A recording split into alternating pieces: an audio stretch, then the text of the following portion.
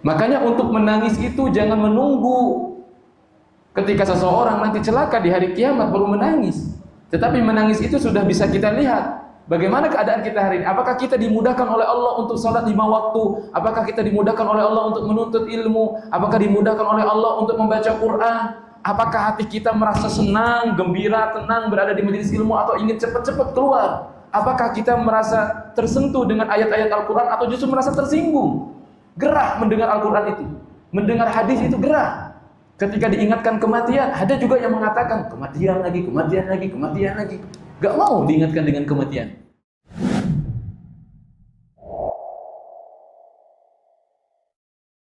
Assalamualaikum warahmatullahi wabarakatuh. Alhamdulillahi rabbil alamin,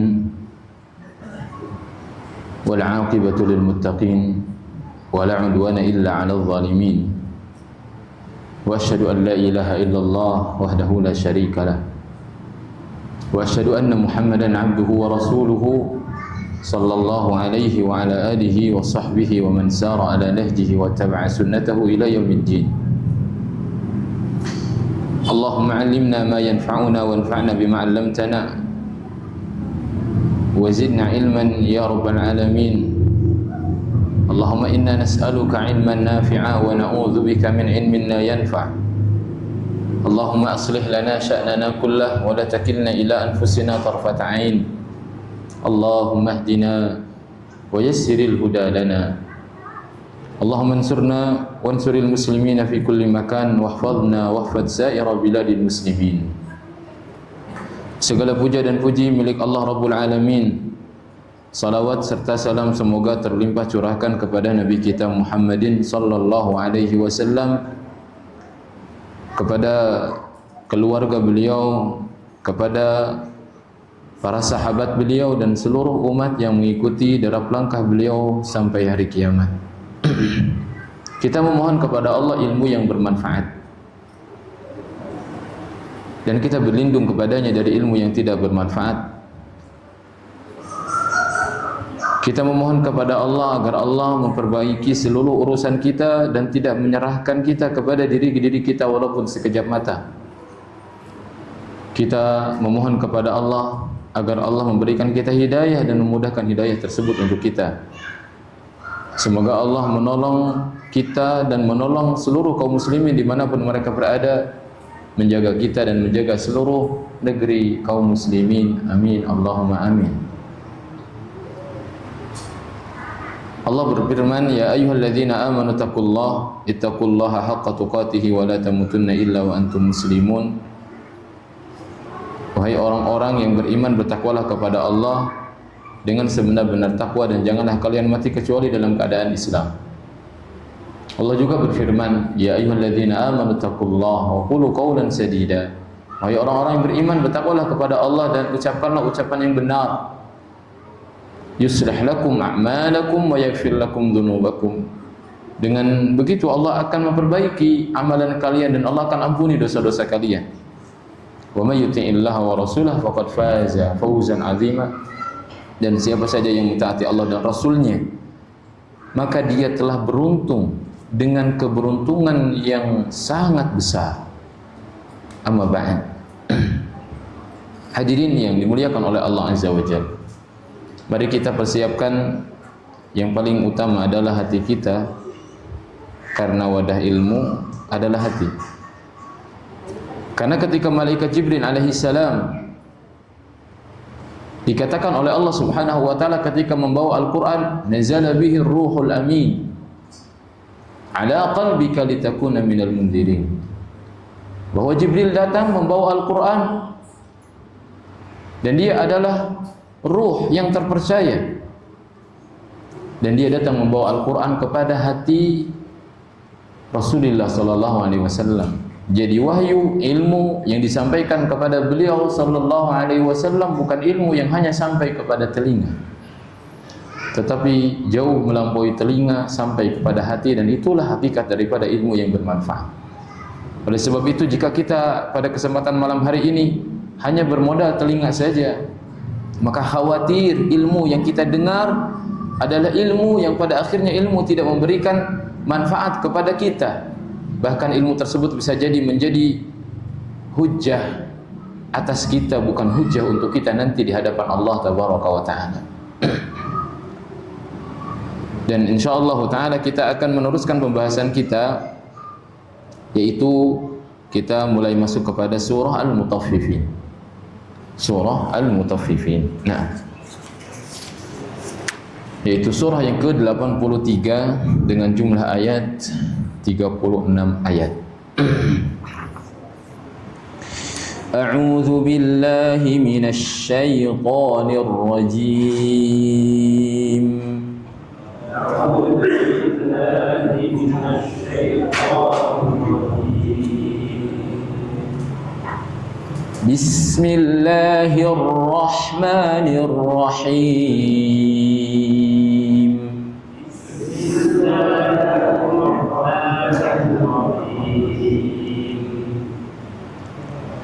Wailul lil mutaffifin.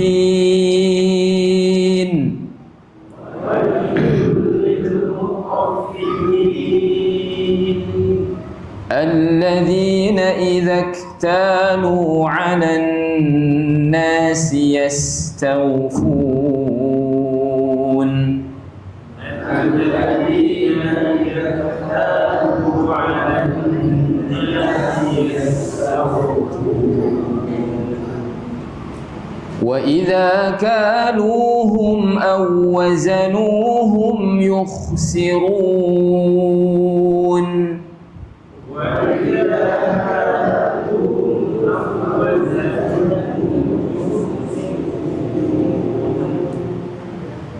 ألا يظن أولئك أنهم مبعوثون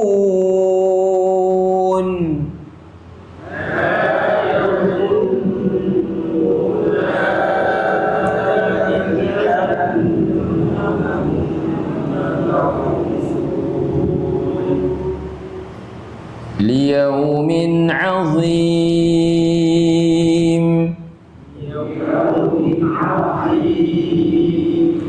يوم يقوم الناس لرب العالمين.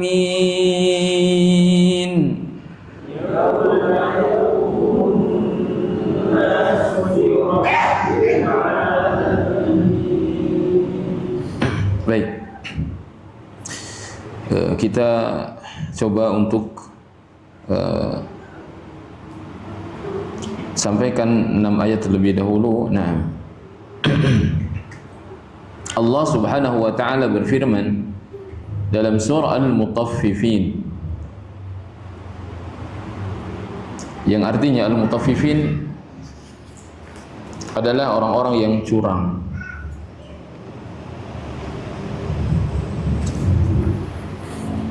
Allah memulai ayat ini dengan kata wail, wailun.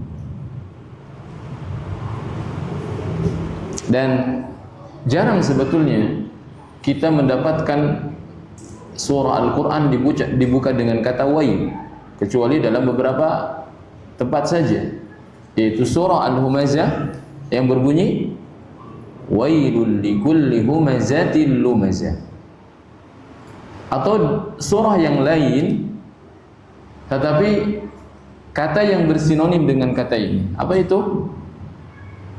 Yaitu surah Al-Lahab. Apa bunyinya? Tabbat.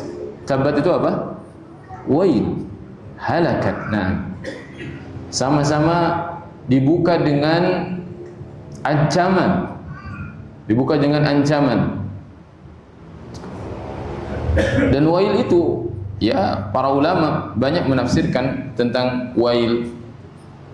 Ada yang jangan menafsirkan itu adalah azab secara umum, tapi ada juga yang lebih khusus, dikatakan lembah dalam neraka, dikatakan penjara di dalam neraka. Nah, tapi yang jelas wail ini adalah kembali kepada siksa, kehancuran, wal khiz, kehinaan, wal halaka, kebinasaan. Ini kata-kata wail.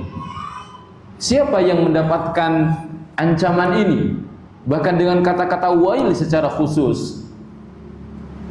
Maka Allah katakan wailun, ini adalah sebagai ancaman keras lil mutaffifin, bagi orang-orang yang curang. Al mutaffifin, siapa mereka? Mereka adalah yang ditafsirkan oleh Allah tabaraka wa taala di dalam ayat selanjutnya. Alladzina idza iktalu 'alan nasi yastawfun. Yang pertama di antara karakter dari al-mutaffifin yang Allah ancam itu adalah alladzina idza iktalu 'alan nas ay akhadhu minhum wafa'an 'amma sabata lahum qablahum. Mereka yang mengambil secara penuh dari mereka terhadap apa hak yang seharusnya mereka dapatkan. Jadi ketika mereka memiliki hak, maka mereka mengambil hak itu dari orang lain. Hak mereka itu dengan sempurna, penuh, tidak ingin dikurangi sedikit pun. Yastawfun kamilan min ghairi naqsin, sempurna tanpa ada cacat. Orangnya sangat teliti. Orangnya sangat teliti.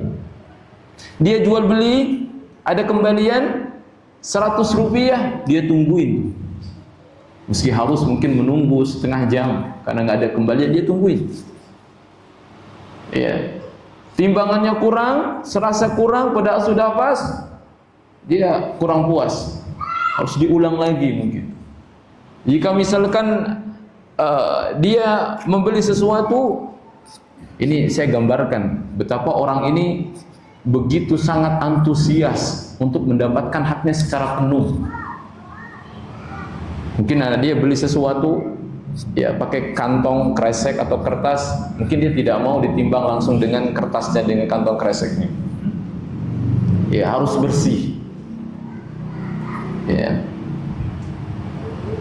Apakah hal tersebut bermasalah? Sebetulnya tidak bermasalah demikian, karena dia mengambil hak dia.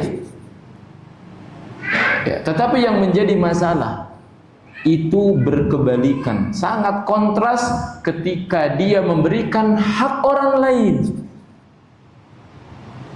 Yaitu Allah Subhanahu wa taala mengatakan, wa idza kaluhum aw wazanuhum yukhsirun. Ai idza a'tun nasa haqqahum alladzi linnas, jika dia memiliki kewajiban yang harus ditunaikan kepada manusia, alladzi linnasi alaihim bikailin aw waznin, entah itu dengan ditimbang, entah itu dengan ditakar, yukhsirun, mereka berusaha mengurangi timbangan.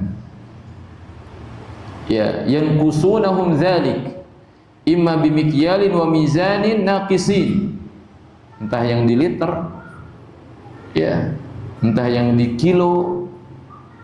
Nah, mereka kurangi itu. Entah dia atur alat timbangannya, atau memang dia dikurangi objek yang ditimbangnya, au bi'adami mil'il mikyal wal mizan au nahwi dzalik, atau dengan cara apapun dia kurangi itu semuanya. Fahadha sariqatun li amwalin nas, ketahuilah bahwasanya ini adalah sebagai bentuk pencurian terhadap harta manusia, wa adami insafi lahum minhum, dan kehilangan sikap adil, dan ini sangat tercela. Dan yang harus kita perhatikan hadirin yang dirahmati oleh Allah Taala, pertanyaannya, jika seseorang mengurangi timbangan, kira-kira sedikit atau banyak? Sedikit atau banyak? Sedikit. Dikurangi sekilo, gimana? Beli 2 kilo tapi dikasih sekilo, ketahuan Pak. Ya, lihat, ini dalam perkara sedikit. Perkara sedikit. Saya ingin menanamkan kepada kita semuanya, kepada diri saya pribadi, bahwa yang berkaitan dengan harta manusia itu adalah sesuatu yang azim, yang besar indallah, di sisi Allah. Bukan main-main. Mana dalilnya? Aina dalilu? Dalilnya adalah ayat ini. Dalilnya konteks yang berbicara tentang hal itu dalam ayat ini, dalam surah Al-Mutaffifin. Ketika manusia tidak bisa mengelabui yang lainnya kecuali dengan perkara yang sedikit, kemudian dia berusaha melakukannya, dan itu diancam dengan kata wailun, celaka dia, binasa dia, kata Allah tabaraka wa ta'ala. Ya, maka min babil aula, tentu lebih utama lagi bagaimana jika orang mengambil harta secara paksa, jelas-jelas dengan membegal, dengan mengambil harta yang dijaga, itu namanya pencurian. Ya, harta yang berada di rumah orang kemudian dirampok atau dibegal atau korupsi. Itu adalah perkara yang sangat besar ancamannya. Ancamannya sangat besar. Aula bihadzal wa'id minal mutaffifin. Bahkan mereka tidak dikatakan al-mutaffifin.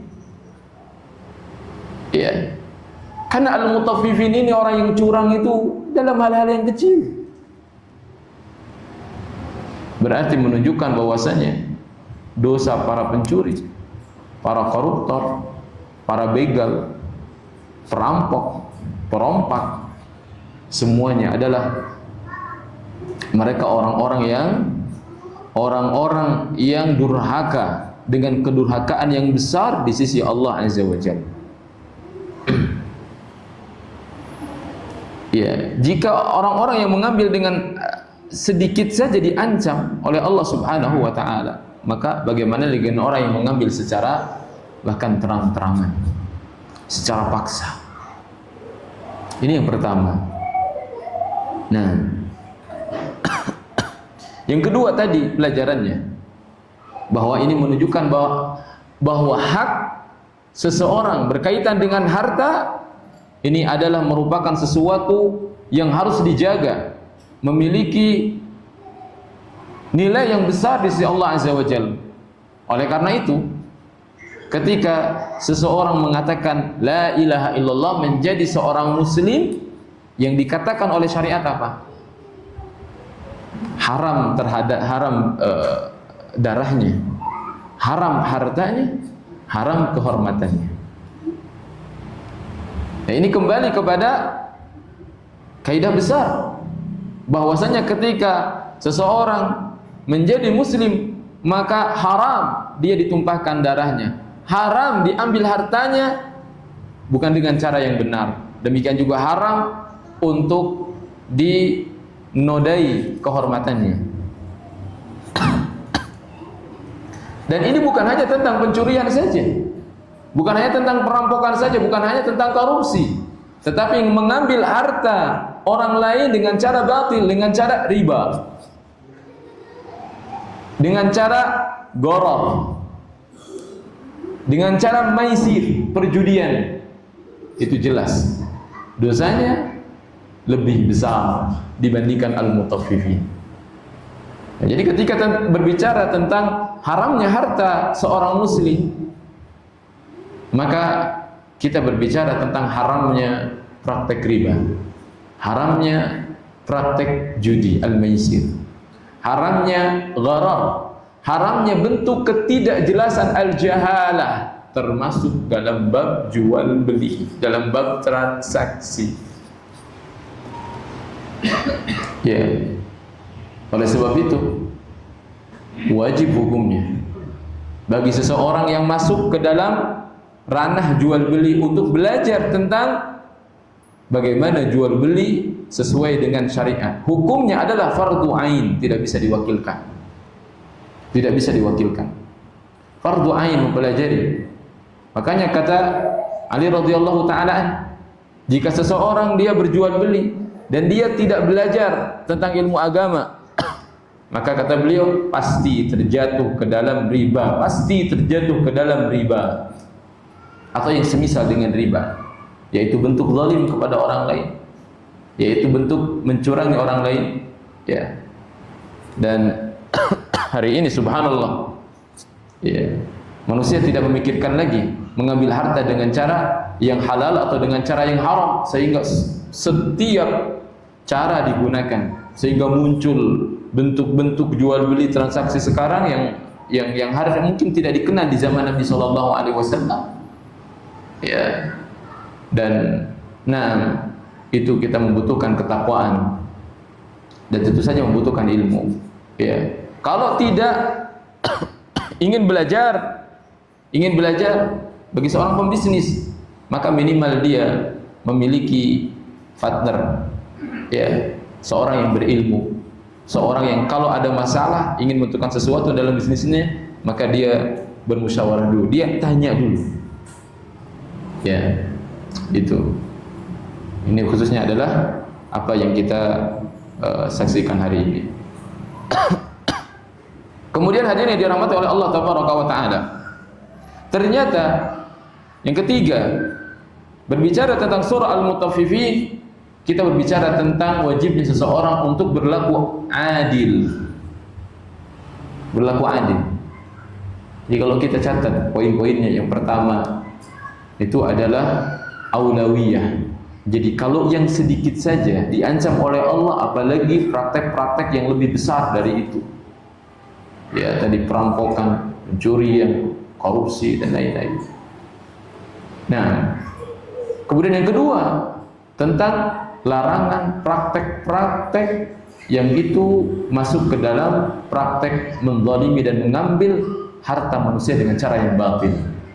Ya, bukan dengan timbangan saja, tapi dengan cara-cara yang lain seperti riba dan lain halnya. Ya. Kemudian yang ketiga adalah tentang wajibnya berbuat adil dalam segala hal. Bahkan Allah berfirman, ya, dalam Al-Quran, la yajrimannakum syana'anu qaumin ala alla ta'dilu i'dilu huwa aqrabu littaqwa. Jangan sampai kebencian kalian terhadap suatu kaum, terhadap seseorang, itu menjadikan kalian tidak bisa berlaku adil. Berlaku adil. Kalau benci kepada seseorang, maka dari A sampai Z yang disampaikan adalah keburukannya. Seakan-akan orang tersebut adalah iblis yang tidak ada kebaikannya. Ya. La yajrimannakum syana'anu qaumin 'ala alla ta'dilu, kata Allah. Jangan sampai kebencian engkau terhadap suatu kaum atau seseorang karena benci sehingga menghilangkan kebaikan. Tidak bisa kita berlaku adil kepada dia. Tidak boleh. Oleh sebab itu, karena poin yang ketiga berbicara tentang keadilan, maka bukan hanya dalam transaksi jual beli, akan tetapi dalam ketika seseorang bermujadalah, bertukar pikiran, ya, yang kita banyak saksikan di TV-TV itu, acara-acara khusus mempertemukan seseorang, kemudian saling berdebat, adu argumentasi. Kata Syekh As-Sa'di, "Na'am, fil hujaj wal maqalat fa innahu kama anna al mutanadhirain qad jarat al 'adatu anna kulla wahidin minhuma yahrisu 'ala ma lahu min al hujaj fa yajibu 'alaihi aidan an yubayyana ma li khasmihi min al hujaj allati la ya'lamuha." Sebagaimana seseorang dia begitu antusias ingin mengutarakan seluruh argumentasi yang dia miliki untuk didengar oleh orang lain, sama orang lain juga sama ingin didengar oleh kita. Tapi apa yang terjadi? Dua orang terus saling menyampaikan. Dia tidak peduli apakah lawannya mendengar dia atau tidak, yang penting dia menyampaikan. Itu yang terjadi. Ini terjadi di zaman ini. Dan kita sebagai pendengar, lucunya kita mendukung salah satunya. Mendukung salah satunya. Padahal kalau ditimbang dengan ayat ini, laisa lahum adalah, mereka tidak memiliki bentuk keadilan. Bagaimana kita ingin mempercayai orang yang tidak adil? Dan lawan adil adalah orang yang zalim. Bagaimana kita bisa mempercayai orang yang zalim? Bagaimana kita mengikuti orang yang zalim?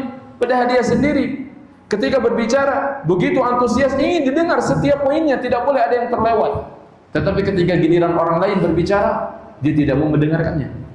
Bahkan supaya itu tidak terdengar, maka dia timpal dengan perkataan.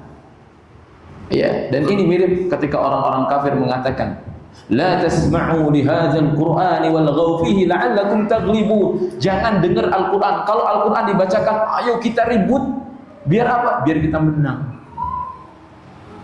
La tasma'u li hadzal qur'an walghaw fihi la'allakum taghlibun.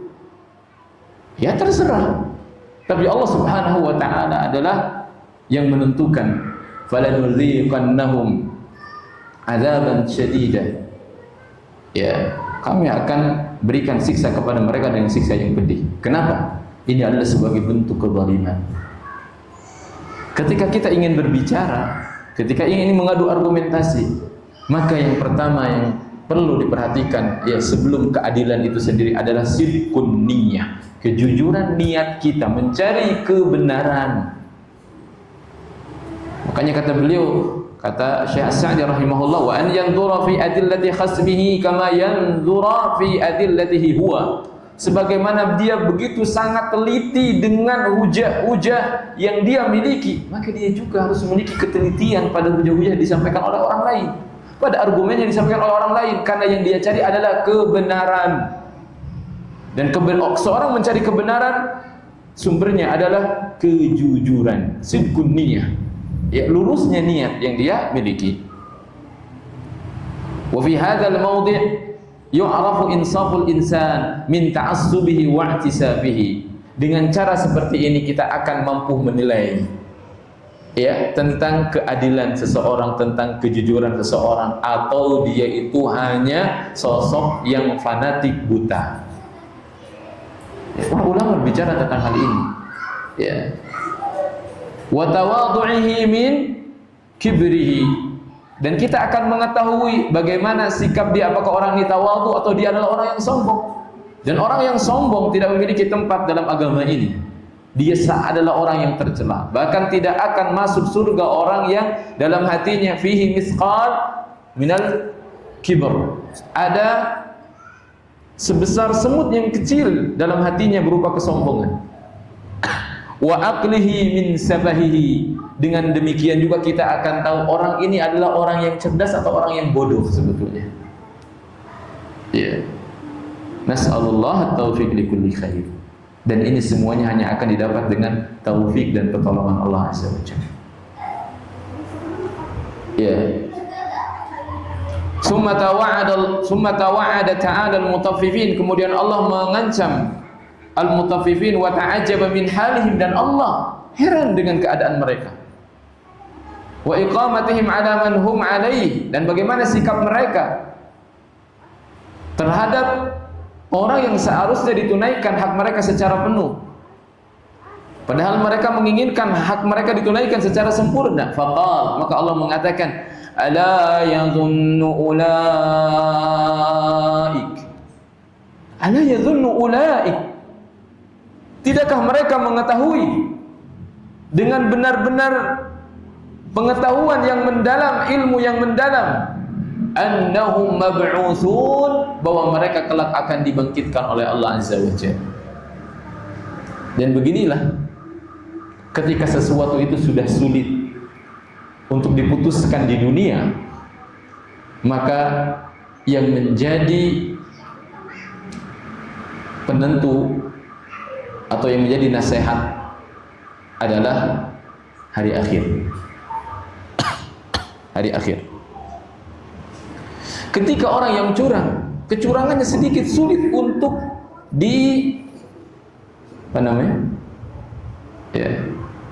sulit untuk dibongkar, ya.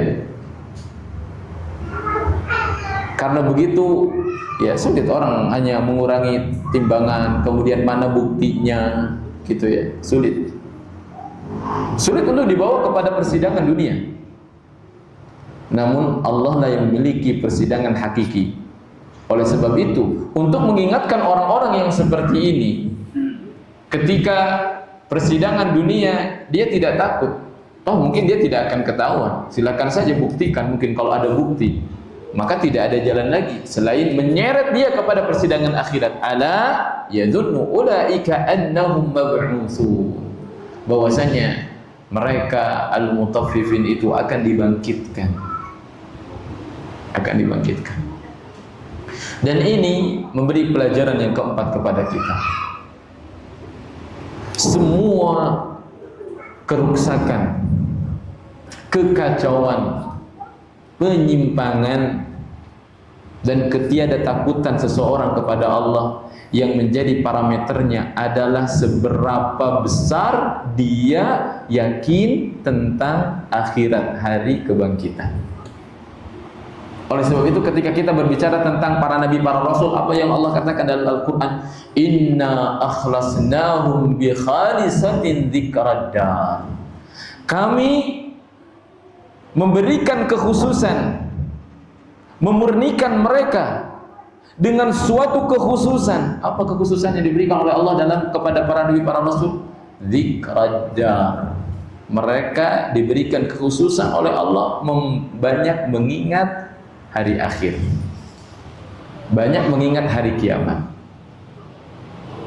Sedangkan kita bisa jadi seharian kita tidak pernah merenung, kalau saya mati besok gimana? Masih banyak hak yang belum saya tunaikan. Bagaimana sholat saya? Siapkah saya kalau dihisab? Karena yang pertama kali akan dihisab itu adalah sholat. Bagaimana dengan kondisi sholat saya? Bagaimana kalau terjadi hari kiamat nanti? Dan saya dalam keadaan seperti ini. Bagaimana jika anak istri saya menuntut saya? Atau sebaliknya? Para nabi, para rasul itu diberikan kekhususan yang tidak diberikan kepada yang lainnya. Apa itu? Inna akhlasnahum bi khalisatin dzikraddar wa innahum laminal mustafain al akhyar. Dan mereka itu adalah hamba-hamba yang terpilih. Terpilih, al-mustafain al-akhyar, pilihan-pilihan Allah. Ya, bahkan orang-orang yang terpilih, sangat terpilih oleh Allah dengan satu poin, yaitu karena mereka diberikan kekhususan oleh Allah banyak mengingat akhirat, banyak mengingat hari kebangkitan, hari kiamat. Termasuk kalau ingin menyadarkan orang-orang yang curang, orang-orang yang menzalimi orang lain dengan mengambil hartanya dengan cara yang tidak benar, adalah dengan diingatkan hari akhirat. Bahwasanya kamu akan mati. Setelah mati, kamu akan dibangkitkan. Afa hasibtum annama khalaqnakum abasa. Kata Allah, apakah kalian mengira kalau aku menciptakan kalian itu sia-sia? Wa annakum ilaina la turja'un. Dan kalian tidak akan dikembalikan, tidak akan dibangkitkan kembali oleh Allah tabaraka wa taala. Nah, ayat-ayat tersebut itu harus selalu terngiang-ngiang dalam telinga kita dan berusaha. Meski kita jauh derajatnya dari para nabi, para rasul, namun bukan berarti kita tidak berusaha untuk mengingat akhirat. Nah, para nabi, para rasul setiap detiknya mereka mengingat negeri akhirat, sehingga setiap langkah mereka itu, nah, mereka dijauhkan oleh Allah Subhanahu wa taala dari yang namanya dosa besar. Karena demikian mereka senantiasa mengingat hari akhir.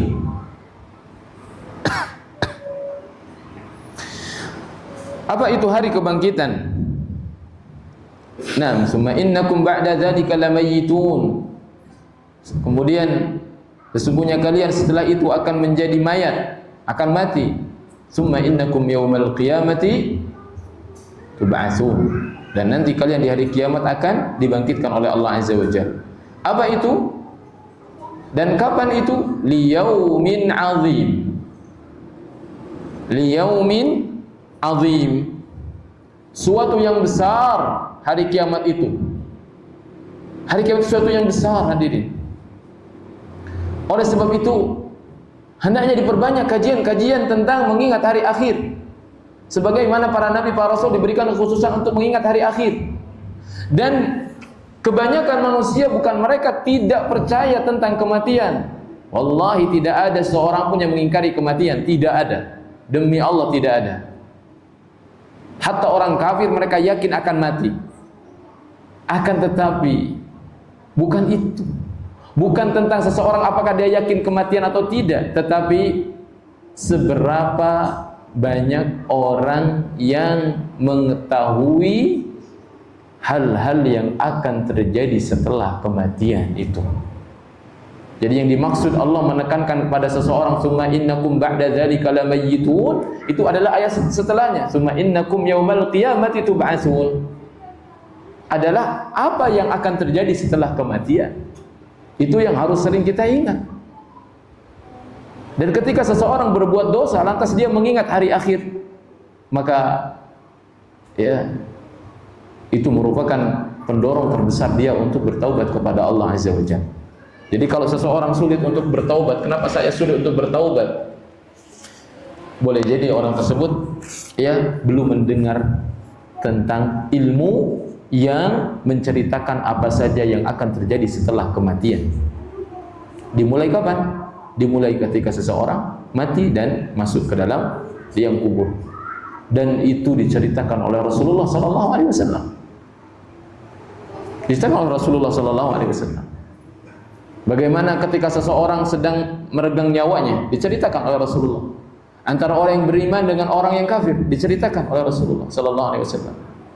Ketika rohnya mulai dikembalikan kepada jasadnya di dalam kubur, diceritakan.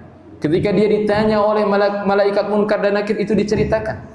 Dan apa yang akan disampaikan oleh keduanya, dan bagaimana keadaan dua kelompok yang bisa menjawab dan yang tidak bisa menjawab, itu diceritakan, dijelaskan. Ya. Nah, ya ayyuhan nas, kata Allah Subhanahu wa taala, wahai sekalian manusia. Semuanya dipanggil oleh Allah Azza wa Jalla. Biasanya Allah kan memanggil ya ayyuhalladzina amanu, wahai orang yang beriman saja. Tapi ini wahai sekalian manusia. Inna zalzalatas sa'ati syai'un 'azim. Sesungguhnya goncangan hari kiamat itu adalah sesuatu yang maha dahsyat. Betul-betul hari yang sangat mengerikan. Yauma tarawunaha, Allah menjanjikan bahwasanya hari kiamat itu akan dilihat oleh setiap manusia. Dan ini sebagian pendapat yang mengatakan bahwasanya hari kiamat akan dilihat oleh seluruh manusia. Apa itu? Di antara yang disebutkan dalam surah Al-Hajj adalah tadhalu kullu murdi'atin amma arda'at. Ya, orang yang sedang menyusui, wanita yang sedang menyusui, dia akan lupa dengan bayi yang dia susui. Wa tada'u kullu dzati hamlin hamlaha, saking takutnya orang yang sedang hamil akan berujul saat itu. Wa taran nasa sukara, manusia, kau akan melihat manusia seperti orang yang mabuk. Wa ma hum bisukara, mereka tidak mabuk, mereka tidak meminum alkohol, tidak meminum khamr, walakinna 'adzaballahi syadid. Tapi karena saking mengerikannya siksa Allah pada saat itu, maka manusia seperti orang yang mabuk. Fa idza ja'atis sakhah, dan kalau tiba suara yang keras itu, yauma yafirrul mar'u min akhi, maka seseorang akan berlari dari saudaranya, wa ummihi wa abi, anak akan berlari dari seorang ibu dan ayahnya, wa sahibatihi wa bani, seorang suami akan berlari dari istrinya dan dari anak-anaknya. Kenapa berlari? Takut ditanya, takut diminta hak oleh mereka, takut diminta hak oleh mereka tadi. Liyaumin 'azim yauma yaqumun nasu li rabbil alamin, karena pada hari itu semua manusia akan berdiri di hadapan Allah tabaraka wa taala tidak terkecuali, tanpa terkecuali. Yauma yuhsyarun nas hufatan uratan ghullah, kata Rasulullah, pada hari itu yuhsyarun nas, akan dikumpulkan manusia hufatan, tidak pakai sendal, uratan, tidak pakai baju, telanjang, ghullah, dalam keadaan tidak berkhitan, laki-laki ataupun perempuan. Bahkan kulit yang pernah hilang dari tubuhnya itu tidak dibiarkan tertinggal oleh Allah, tapi dikembalikan karena semuanya akan dihisab. Jika dia mendapatkan nikmat, maka kulit tersebut akan merasakan nikmat. Jika dia mendapatkan azab, maka azab tersebut akan dirasakan oleh kulit yang sempat hilang, bagian tubuh yang sempat hilang, sempurna pada saat itu. Nah, berdiri di hadapan Allah Subhanahu wa ta'ala dalam keadaan demikian, dalam suatu hari yang dikatakan oleh Allah Subhanahu wa ta'ala, fi yaumin kana miqdaruhu 50,000 sana, 50.000 tahun. Makanya disebut dengan qiyamah, yaitu hari berdirinya manusia. Disebutkan tidak akan ada yang duduk, tidak akan ada yang berbaring, dan tidak akan ada naungan pada hari kiamat. Di saat matahari didekatkan oleh Allah sejarak 1 mil saja, dan ada yang sampai ditenggelamkan oleh keringatnya sendiri. Yauma la dhilla illa dhillu, tidak ada naungan kecuali naungan Allah. Dan siapa yang akan mendapatkan naungan Allah? Beberapa orang saja, beberapa kelompok saja yang akan mendapatkan naungan Allah Subhanahu wa ta'ala. Semua orang menunggu Allah tabaraka wa ta'ala, menunggu keputusan Allah Subhanahu wa ta'ala, dan itu lama. Jadi setelah dikumpulkannya manusia di mahsyar itu, tidak langsung mereka dieksekusi, enggak, tetapi dibiarkan dulu. Bayangkan kita aja kalau ngantri ya, kita lagi urus apa gitu ya, ya kita mengurus sesuatu, nah kemudian kita dibiarkan, pasti kita demo, pasti kita protes. Apalagi di ruangannya nggak ada AC, itu udah kebayang itu, baru 1 jam aja. Bagaimana rasanya? Tidak ada keputusan, bayangkan, tidak ada keputusan. Padahal kita tahu manusia tidak ada yang sempurna, saya ada human error atau yang lainnya. Tetapi di hari kiamat itu manusia menunggu keputusan itu bukan karena ada masalah pada orang yang akan memutuskannya, tapi memang semuanya sadar bahwasanya pada saat itu adalah Allah sedang marah dengan kemarahan yang tidak pernah Allah marah dengan kemarahan seperti itu, dan tidak akan pernah marah lagi Allah setelah itu dengan kemarahan demikian. Yauma yaqumun nasu li rabbil alamin. Ya, perbanyak hadirin membaca surah Al-Mutaffifin secara umum, surah di juz 30. Nah, Allah Ta'ala a'lam wa a'lam.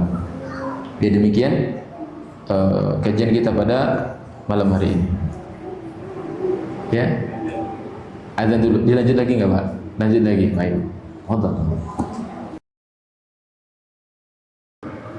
Hadirin yang dirahmati oleh Allah Tabaraka wa Ta'ala, kemudian Allah Subhanahu wa ta'ala berfirman pada ayat selanjutnya, ayat yang ke-7.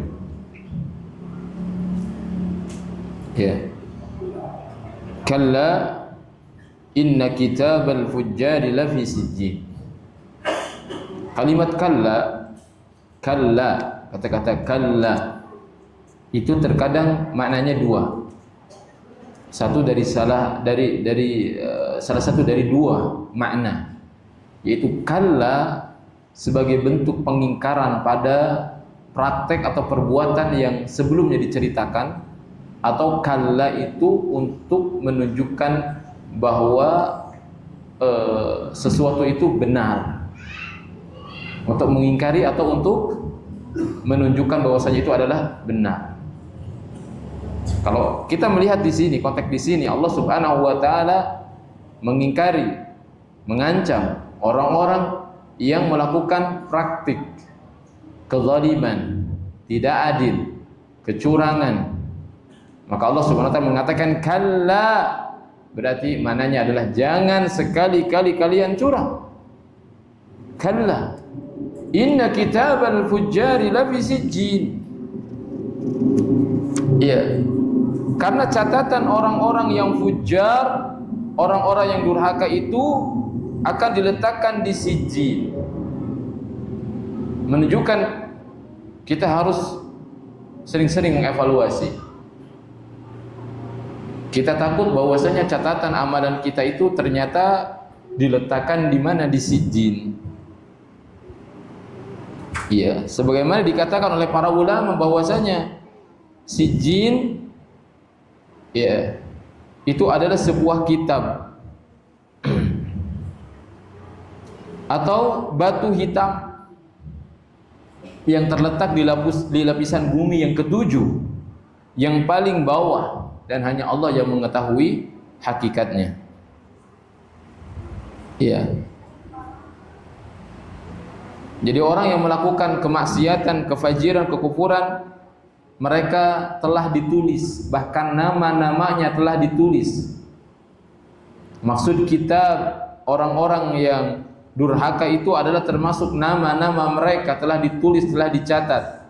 Demikian juga amalan-amalan mereka lafi sijjin, berada di sijjin.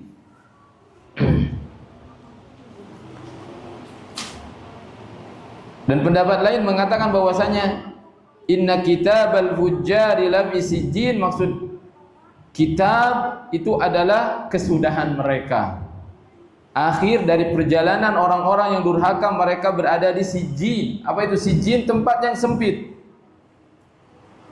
Tempat yang sempit. Dan neraka itu luas, namun akan dirasakan sempit bagi besar neraka itu. Besar.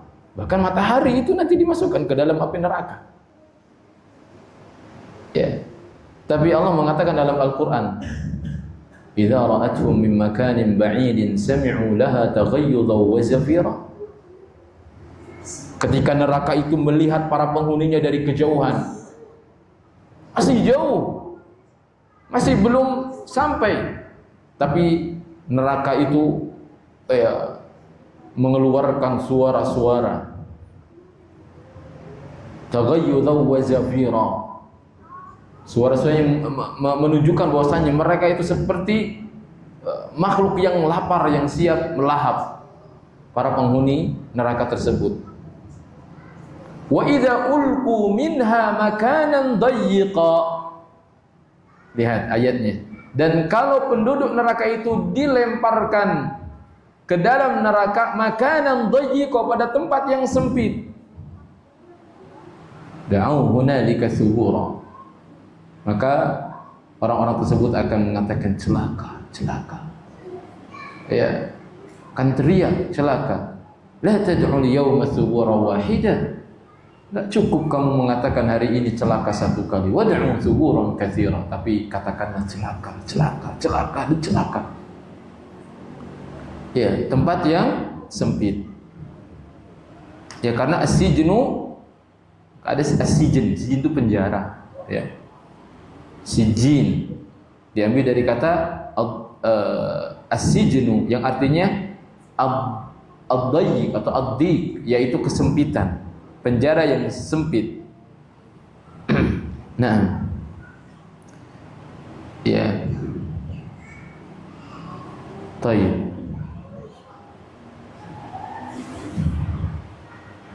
Tempat yang menyesakan, yang terletak, kata para ulama, terletak di lapisan bumi yang ketujuh, yang paling bawah, dan itulah yang disebut dengan neraka jahanam. Neraka jahanam. Ya. Dan Allah mengatakan, wa ma adraka ma sijjin. Tahukah kamu apa sijjin itu? Allah mengulang lagi, apa itu sijjin? Dan sijin itu adalah tempat yang mendatangkan penderitaan yang sangat sempit. Ya. Wa ma adraka ma sijjin. Kemudian Allah mengatakan kitabun marqum, yaitu kitab yang tertulis,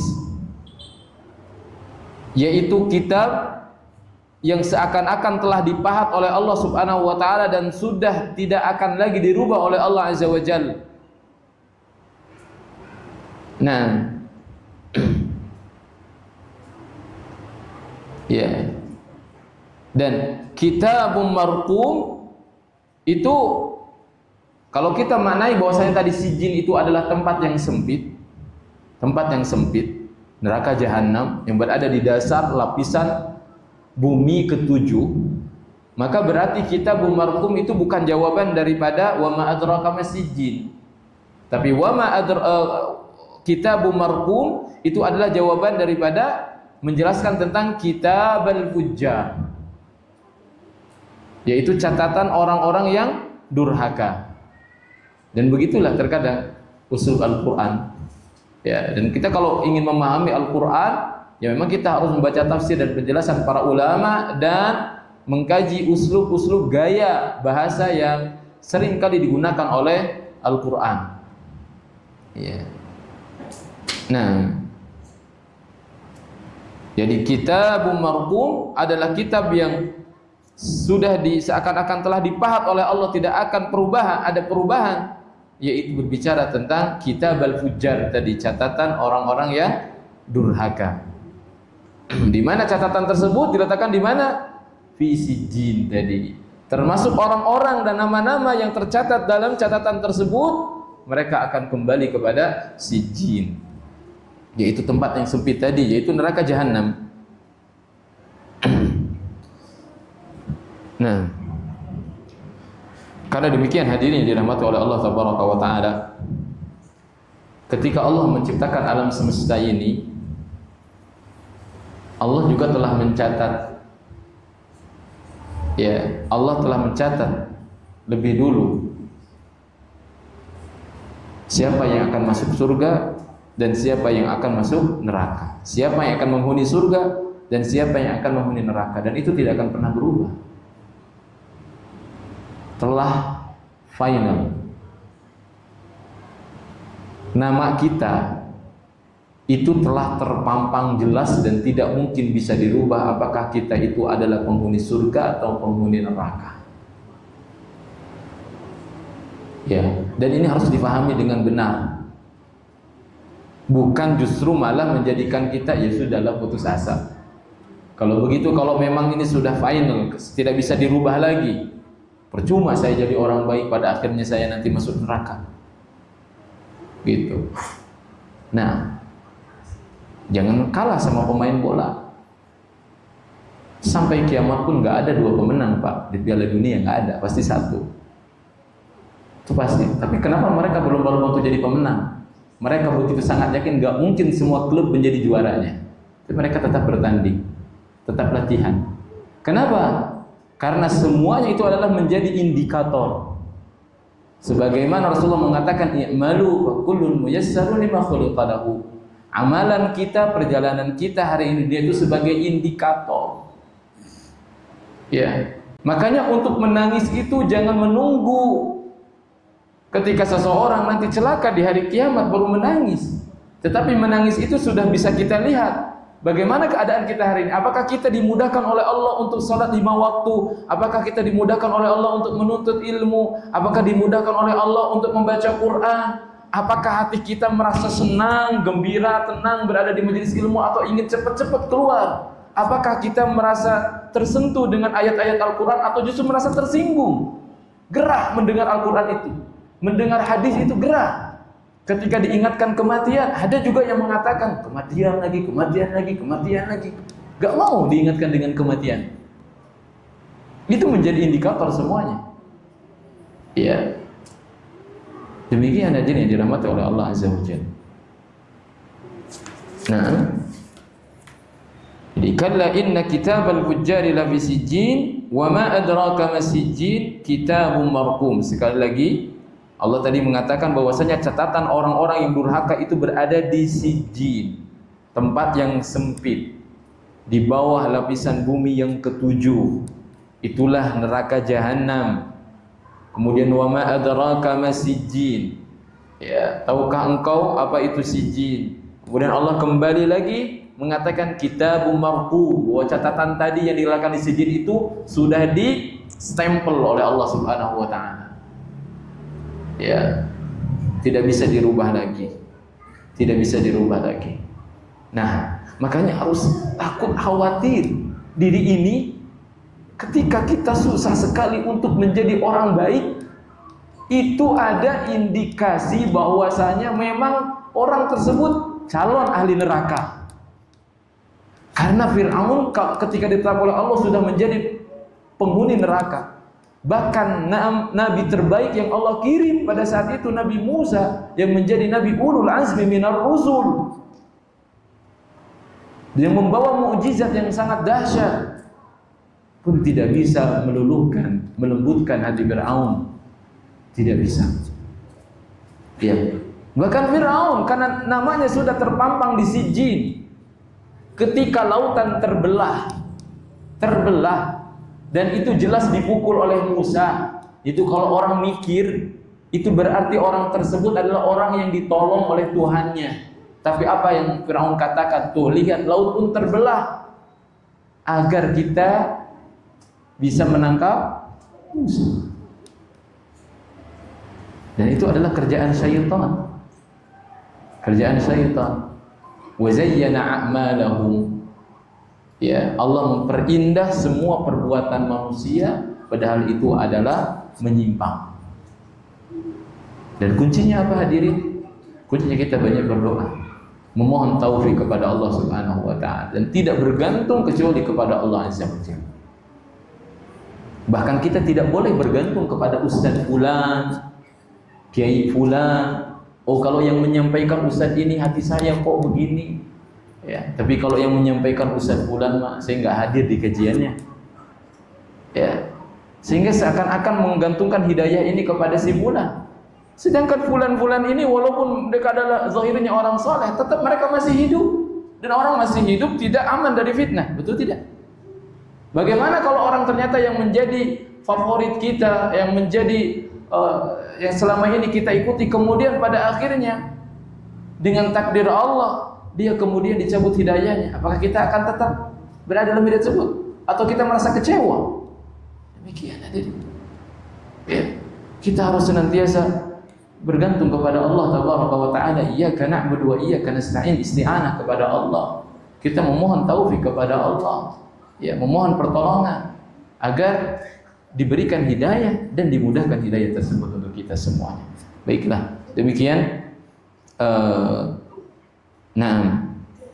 yang bisa kita jelaskan pada kesempatan malam hari ini, yaitu surah Al-Mutaffifin dari ayat 1 sampai ayat yang ke-9. Allahu ta'ala a'la wa a'lam. Wa sallallahu ala nabiyyina Muhammadin wa ala alihi wa sahbihi ajma'in. Subhanakallahumma rabbana wa bihamdik asyhadu an la ilaha illa anta astaghfiruka wa atubu ilaik. Wassalamualaikum warahmatullahi wabarakatuh.